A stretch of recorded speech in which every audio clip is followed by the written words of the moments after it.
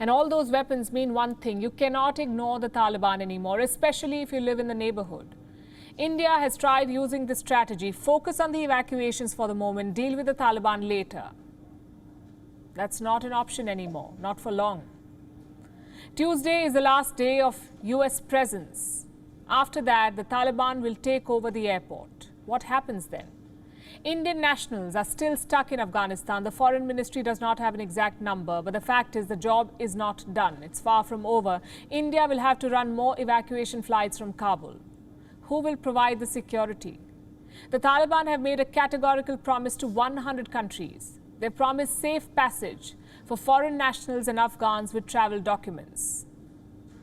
100 countries have cited this promise for whatever it's worth, a terror group making that promise. India is not one of them, though. Neither are China and Russia, but both those countries, China and Russia, are not looking to evacuate their people. India is. Why wasn't India on the list?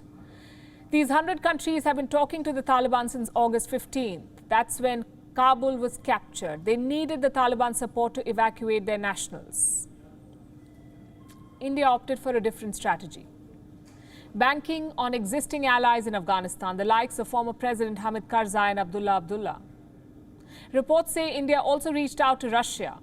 You could say the strategy worked, but it also made India irrelevant in the Afghan power play, if it ever had a chance, that is, given the Taliban's loyalties. Think about it. America is cutting deals with the Taliban. Their spy chief is meeting with Mullah Baradar. China and Russia have kept their embassies open. They're already talking about infrastructure deals and post-war rebuild. And Pakistan has not stopped smiling since August 15th. And don't get me wrong, India was right to not jump into the Taliban's embrace. But at what point does wait and watch expire? This month was an excellent opportunity for India. It was chairing the United Nations Security Council. India did convene meetings on Afghanistan, yes. But those meetings did not yield very much. I'll give you an example.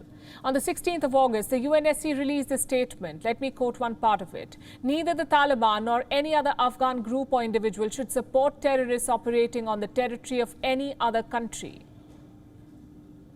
Cut to August 27th. There's a new statement on Afghanistan. Notice how the language changed. No Afghan group or individual should support terrorists operating on the territory of any other country. The word Taliban has been replaced. It's been dropped. It doesn't feature anywhere in the statement. Clearly, world powers are switching strategy. French President Emmanuel Macron talked about this new approach. He says coordinating on evacuations does not mean recognition. There's engagement and there's recognition. That's the difference that they're trying to underline. And this may work for the West, but it doesn't work for India. There are regional dynamics at play for India. Will the Taliban support terror groups in Kashmir? Reports say they already are. Will the Taliban be a proxy for Pakistan's deep state? Reports say ISI commanders are already in Afghanistan. So unlike the West, India has a lot more at stake. New Delhi's response will depend on the Taliban's actions, not their words. Because Taliban 2.0 are masters of propaganda. They're experts in sweet-talking governments, including New Delhi.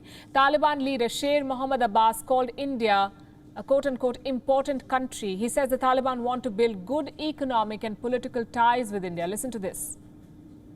Hindustan د دې منطقې یو مهم ملک دی او موږ غواړو چې خپل کلتوري فرهنګي تجارتي اقتصادي روابط چې په خوام له هند سره درلود دې ته دوام ورکړو او بلکې وده ورته ورکړو زموږ تجارت د پاکستان لاره هند ته ډېر مهم دی چې د تجارانو ملي تجارانو په مخ باندې خلاص هوایي لارې هوایي کوریډور د هندستان سره باید چې موږ خلاص وساتل شي او دا لازم دی چې باید وشي. The Taliban also have some advice on Kashmir. Sit down and talk to Pakistan, they say. It's easy for a Pakistani proxy to say. Former warlord Gulbuddin Hekmatyar also spoke on India's role. He basically had one demand: non-interference. He believes that India is keen on supporting the Panjshir resistance. This is a man hoping to curry favor with the Taliban, hopefully get a plum position in the new regime. These statements and warnings leave India with few options. Evacuation, in fact, is the immediate problem.